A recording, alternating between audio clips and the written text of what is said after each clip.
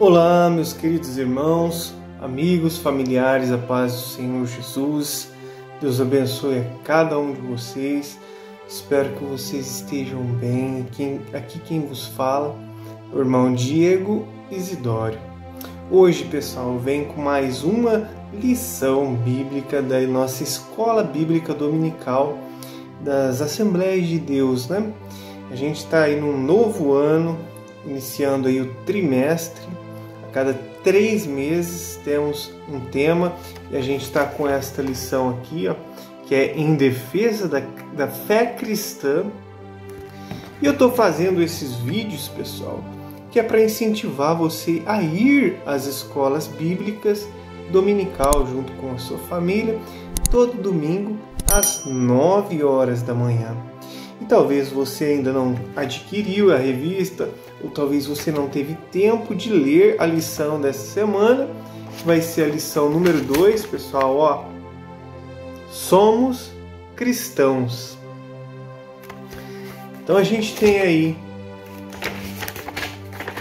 uns textos para a gente ler, meditar e no domingo de manhã ir lá junto com os irmãos, estando por dentro do que vamos aprender lá e que já vamos aprender na leitura. Então, se você não teve tempo de ler, né, eu quero fazer essa leitura junto com você. Você coloca aí na hora do almoço, antes de dormir, vai ouvindo, indo para o trabalho, põe um fone de ouvido e acompanha junto comigo. Nós vamos junto meditar, né, aprender, reaprender, relembrar um pouco sobre esse tema, que eu e você somos cristãos, né? A palavra cristão significa parecido com Jesus Cristo, né?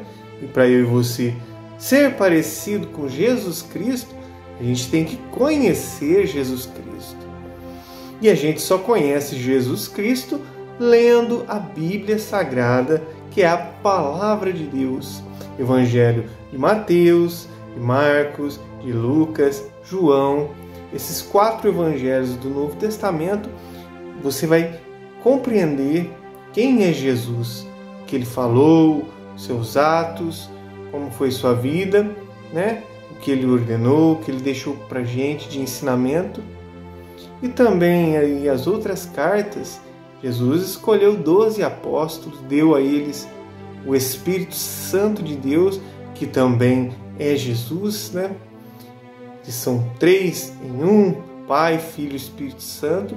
Então a gente crê que apóstolo Paulo, apóstolo Pedro, João, Tiago, todos eles deixaram ensinos inspirados por Jesus, pelo Espírito Santo. Então a gente tem aí como essa regra de fé aprender a Bíblia Sagrada e tentar, né, lutar para a gente aplicar os ensinos de Jesus na nossa vida, para a gente ser cristão, parecido com Jesus.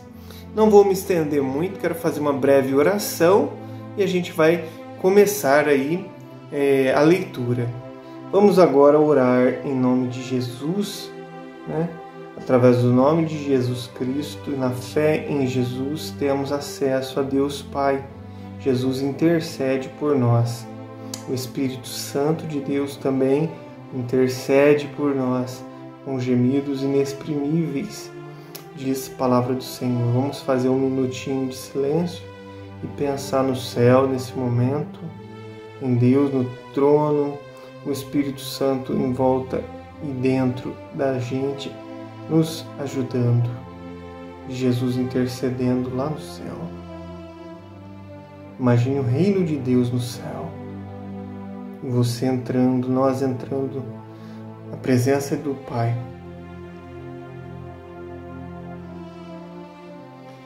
Senhor, meu Deus e Papai que estás no céu, nós te louvamos, meu Deus.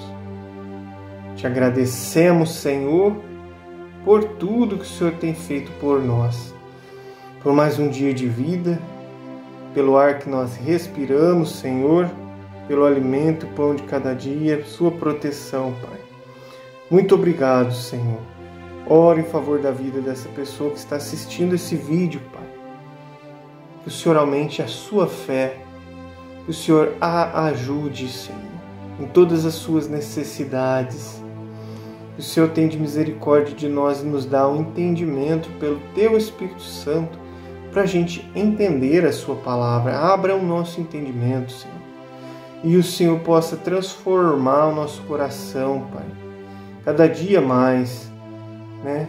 Se o coração está endurecido como uma pedra, cremos que a Tua palavra, Senhor, é um martelo que vai batendo na pedra até ela se esmiuçar.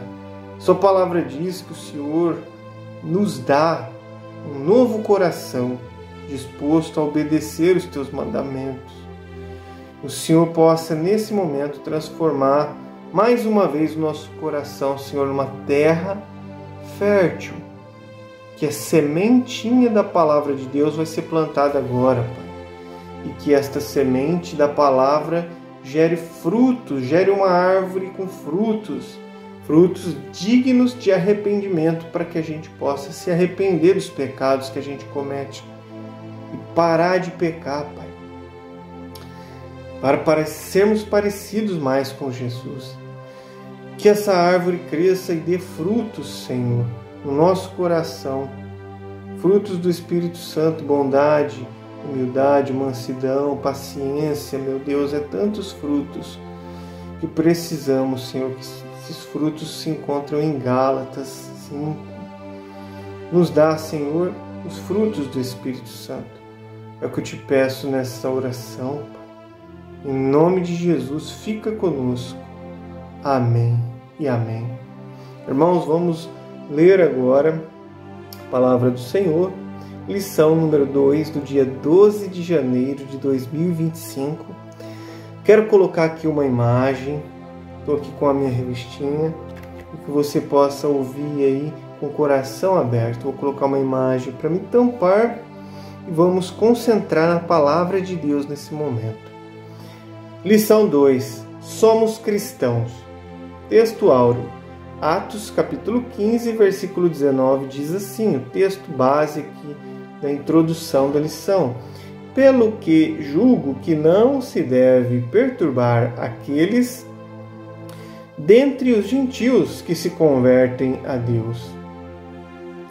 A verdade prática sobre isso é que o cristianismo é uma religião de relacionamento pessoal com Jesus Cristo, ressuscitado, e não com um conjunto de regras e rituais. Vamos agora para o texto principal da lição, que se encontra no livro de Gálatas, que Paulo, o apóstolo Paulo, escolhido por Jesus para pregar o evangelho para os gentios, que somos nós, não somos judeus, não nascemos lá em Jerusalém. Então, uma das igrejas que Paulo fundou foi aos Gálatas, e ele ensinou aos Gálatas e também a nós, que somos os gentios. Gálatas capítulo 2, versículos 1 ao 9, versículo 14. Vai falar assim a palavra de Deus para você e para mim. Depois, passado 14 anos, subi outra vez a Jerusalém com Barnabé, levando também comigo Tito. E subi por uma revelação e lhes expus o evangelho que eu prego entre os gentios, e particularmente aos que estavam em estima, para que de maneira alguma não corresse ou não tivesse corrido em vão. Mas nem ainda Tito, que estava comigo sendo grego, foi constrangido a circuncidar-se. E isso por causa dos falsos irmãos que tinham entremetido e secretamente entraram a espiar a nossa liberdade que temos em Cristo Jesus, para nos porem em servidão, em escravidão, ou, novamente eu entendo aqui, ou pôr em pecado. aos quais nem ainda por uma hora cedemos com sujeição, para que a verdade do Evangelho permanecesse entre vós. E quanto àqueles que pareciam ser alguma coisa, quais tenham sido em outro tempo, não se me dá. Deus não aceita a aparência do homem. Esses, digo, que pareciam ser alguma coisa, nada me comunicaram. Antes, pelo contrário, quando viram que o evangelho da incircuncisão me estava confiado, como a Pedro o da circuncisão, porque aquele que operou eficazmente em Pedro para o apostolado da circuncisão, esse operou também em mim com eficácia para com os gentios. E conhecendo Tiago, Cefas e João, que eram considerados como as colunas, a graça que se me havia dado, deram-nos as destras, em comunhão comigo e com Barnabé, para que nós fôssemos aos gentios e eles a circuncisão. Mas quando vi que não andavam bem e direitamente conforme a verdade do Evangelho, disse a Pedro na presença de todos: se tu, Pedro, sendo judeu, vive como os gentios e não como judeu, por que obriga os gentios a viverem como os judeus? Amém. Glória a Deus. Finalizamos esse texto principal aos Gálatas. Vamos agora à introdução da lição.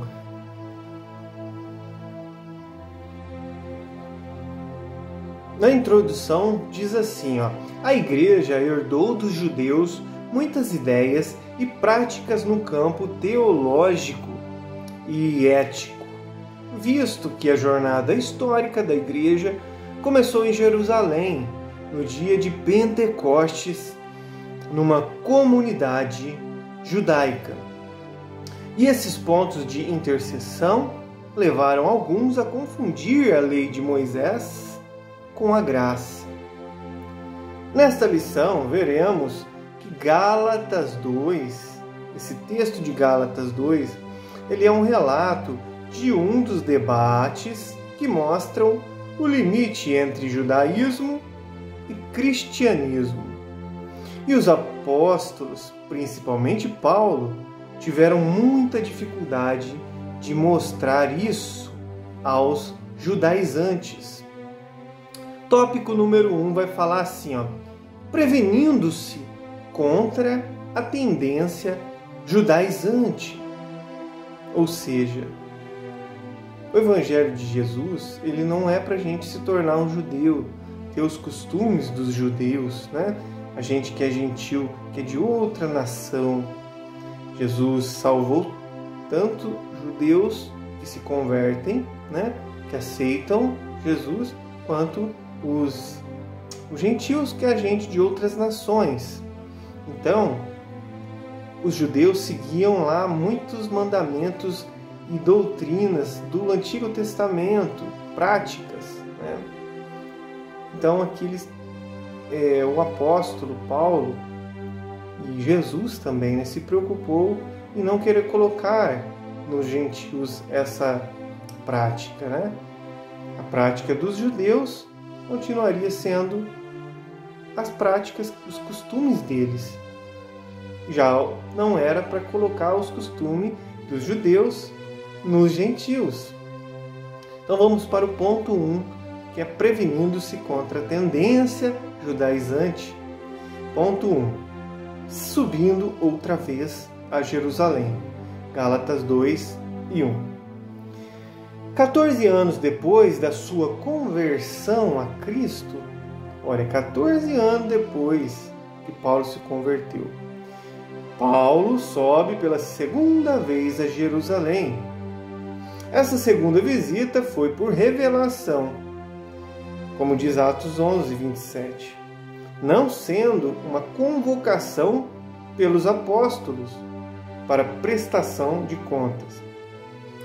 Não podemos confundir essa visita de Paulo com a sua ida ao Concílio de Jerusalém, registrado em Atos 15. Infere-se que a Epístola aos Gálatas foi escrita antes do referido concílio, pois não há menção dele. Não há menção dele na carta. Vimos que o concílio tratou do mesmo assunto. Atos 15:5. Somando os anos mencionados em Gálatas, podemos afirmar que essa visita aconteceu antes da sua primeira viagem missionária, de Paulo. Ponto número 2 aqui. Qual foi o objetivo dessa reunião? É bom lembrar que essa reunião não foi um concílio nem um sínodo. É possível que essa segunda visita, por meio de revelação, tenha ligação com Ágabo, pois a missão de Paulo, pelo que parece, foi levar donativos para os irmãos pobres da Judéia, como diz Atos 11:27. Aproveitando a ocasião, o apóstolo expôs o evangelho que vinha pregando aos gentios já fazia 14 anos. Paulo tinha convicção de que recebeu esse evangelho de Deus e ele estava consciente de que a sua subida a Jerusalém era em obediência a uma ordem divina. Ponto número 3 aqui vai falar de Tito e a sua circuncisão. Barnabé era judeu, como diz Atos 4:36, e o seu nome aparece 3 vezes nesse capítulo. Sua presença na reunião em Jerusalém não seria um problema. Tito, no entanto, sendo grego, foi um risco que Paulo correu. Mas não foi uma provocação introduzir um incircunciso no seio dos judeus. Não foi uma provocação, porque o Tito, ele sendo grego, ele já não era judeu. Ele não obedecia à lei de Moisés a respeito da circuncisão.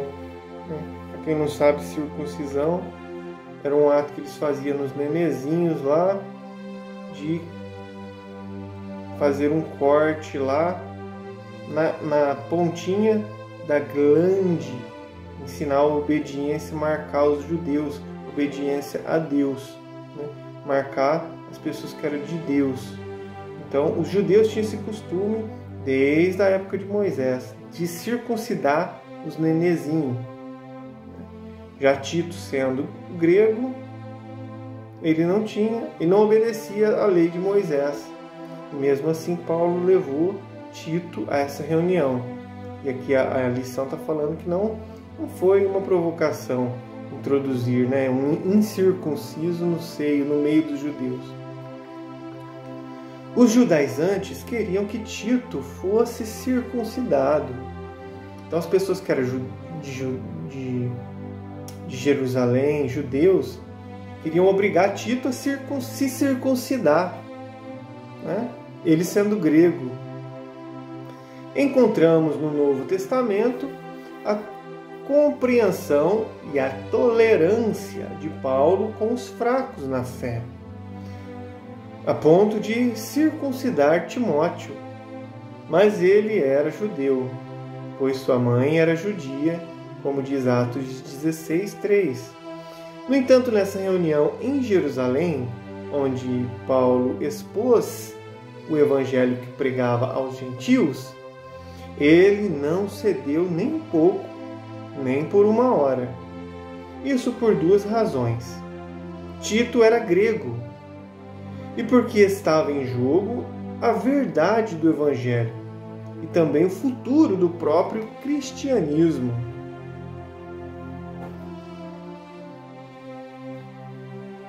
Vamos agora para o tópico número 2 da lição, né?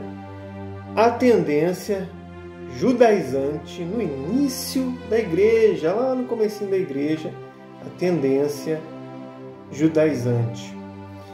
Ponto 1 desse tópico 2 vai falar assim, o espanto do apóstolo. Tão logo Paulo retornou de sua viagem, ficou sabendo que os irmãos da Galácia estavam vivendo outro evangelho. E isso deixou o apóstolo estarrecido e atônito pela rapidez do desvio deles. Gálatas 1:6. O verbo grego metatiteste, ou deixar, abandonar, desertar, mudar de pensamento, ou virar a casaca, que o apóstolo emprega nessa passagem, era usada na antiguidade, quando alguém desertava do exército ou se rebelava contra ele. Isso significa também mudança de partido político, mudança de filosofia, mudança de religião. Em outras palavras, aqueles irmãos gálatas estavam abandonando a fé. Aí, ponto 2, sobre essa tendência judaizante. Quem eram os judaizantes? O termo judaizante vem do verbo grego iodaizo, viver como judeu. Judaizante quer dizer viver como judeu, ou adotar os costumes dos judeus e os rituais judaicos. E esse termo aparece uma única vez no Novo Testamento, e é justamente em Gálatas 2,14.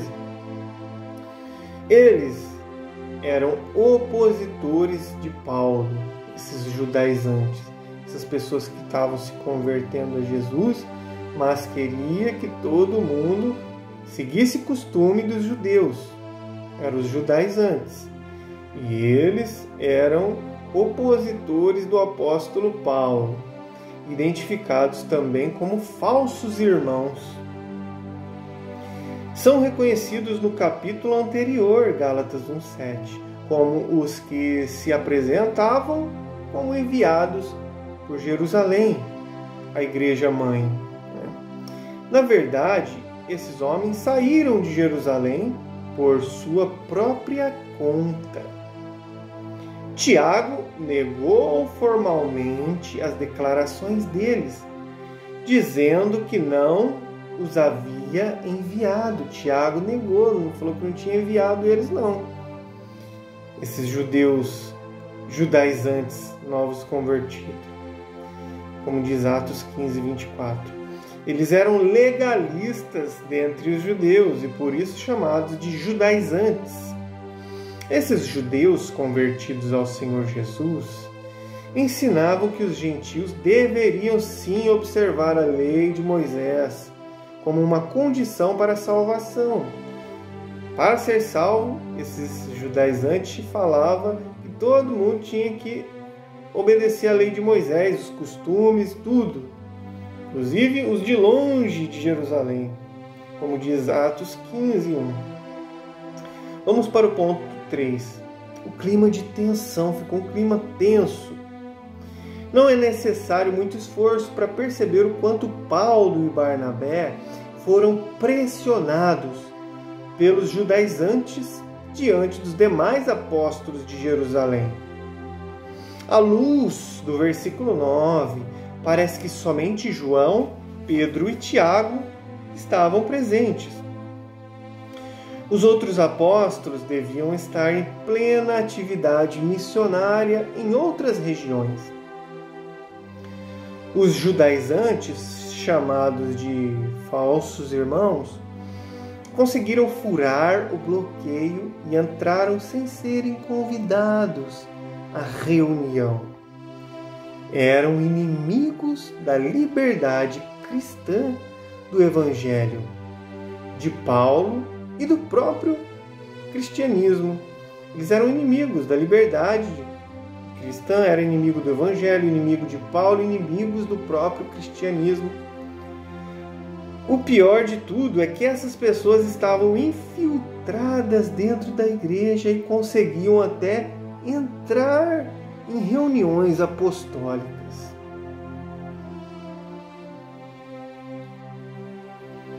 Vamos agora para o ponto 3 da lição, pessoal, que é o último ponto da lição, para finalizar a lição. A tendência judaizante hoje. Como que está hoje essa tendência judaizante? Tópico 1 aqui, desse ponto 3, o mesmo Evangelho. O Evangelho é um só, não há dois Evangelhos. O Evangelho de Pedro e o de Paulo, também chamado, respectivamente, de Evangelho da circuncisão e da incircuncisão, são meras formas de apresentação, pois o conteúdo dos evangelhos é o mesmo. Ambos receberam uma incumbência da parte de Deus, mas com audiências diferentes. O compromisso de Paulo era com os gentios, de longe de Jerusalém, dos judeus. O compromisso de Paulo era com os gentios e ele foi constituído por Deus, apóstolo e doutor dos gentios. Doutor dos gentios, mestre, como diz 1 Timóteo capítulo 2, versículo 7, e também 2 Timóteo capítulo 1, versículo 11. Paulo foi constituído para pregar aos não-judeus, para as pessoas que não eram judeus, como eu e você. Romanos 11, 13. Já o de Pedro era com os judeus, mas a mensagem é a mesma. Vamos para o número 2, aqui o tópico 2 da tendência judaizante hoje. O perigo da doutrina judaizante. Os apóstolos viam em tudo isso dois problemas sérios: a ameaça à liberdade cristã e o perigo de o cristianismo se tornar uma mera seita judaica. Os cristãos judaizantes alteravam o cerne do Evangelho, pois colocavam a lei de Moisés, de Deus, antes de Jesus, antes da graça, eles colocavam a lei como um complemento da obra que Jesus efetuou lá no Calvário, na cruz. Era de fato outro Evangelho. Por isso o apóstolo Paulo os amaldiçoou, esses judaizantes, como diz Gálatas 1:8. Na verdade, quem tem o Espírito Santo vive pelo Espírito. Então, contra a tendência judaizante, é preciso aprender a viver na dependência do Espírito e não da lei. A gente precisa aprender a lutar contra os vícios da carne e buscar virtudes do fruto do Espírito Santo. Ponto número 3. As práticas judaizantes atuais. As práticas atuais desses judaizantes que ainda existem, elas são basicamente guardar o sábado, né? Que é a lei lá de Moisés, guardar o sábado, a observância rigorosa do kashrut,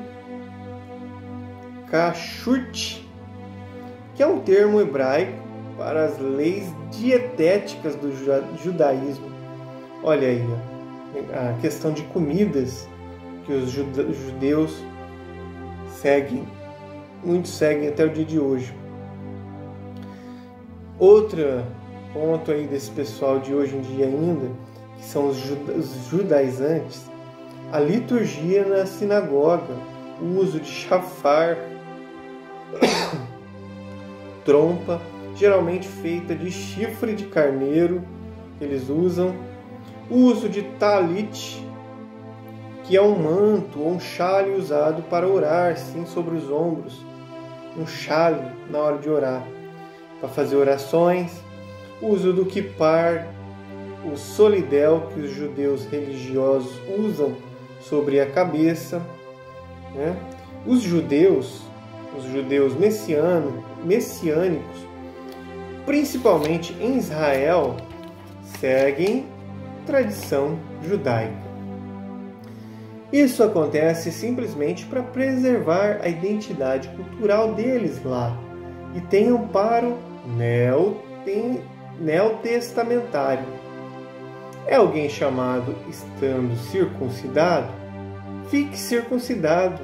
Olha como é que a Bíblia é esclarecedora. 1 Coríntios 7,18. Falou aqui, 1 Coríntios 7,18. É alguém chamado para servir a Deus e a Jesus. Ele sendo circuncidado, fique ele circuncidado, né? Mas não queira, agora eu estou falando aqui, mas não queira obrigar o mundo inteiro a se circuncidar. É isso que está querendo dizer. Ou seja, na conversão a Cristo do judeu, ele não precisa mudar a sua tradição nem a sua cultura. Ele vai continuar lá. Já os não-judeus, da mesma forma, em 1 Coríntios 7,18, fala assim, é alguém chamado estando incircuncidado, não foi circuncidado, não é judeu, não se circuncide. Não precisa circuncidar. A palavra de Deus diz isso. 1 Coríntios 7,18. Ou seja, ele não precisa se judaizar, né? Quem não é judeu. É erro o não-judeu adotar práticas na liturgia e no dia a dia para imitar o judaísmo. Paulo conclui: cada um fique na vocação em que foi chamado. 1 Coríntios 7,20. Bom, pessoal, finalizamos aqui, irmãos, nossa lição e a conclusão é que o resultado dessa reunião foi desfavorável aos judaizantes. Só o fato de os apóstolos, sendo judeus, concordarem com a explicação sobre a especificidade, isso mesmo, olha essa palavra, difícil, hein? Especificidade de cada grupo, dada por Paulo, já apontava o engano desses legalistas sobre a obra salvadora de Jesus Cristo. Esse resultado serviu tanto aos Gálatas como a todo mundo, todo o cristianismo em todas as épocas, esses mais de 20 séculos de história. Assim, a diferença entre judeus messiânicos e os cristãos judaizantes atuais é que os judeus estão preservando uma cultura hereditária passada de pai para filho lá do seu povo, e os judaizantes ficam colocando remendo novo em pano velho, como diz Mateus 9,16. Amém e glória a Deus, irmãos. Finalizamos aqui a nossa lição. Agradeço a você que esteve aí comigo e acompanhou toda essa lição.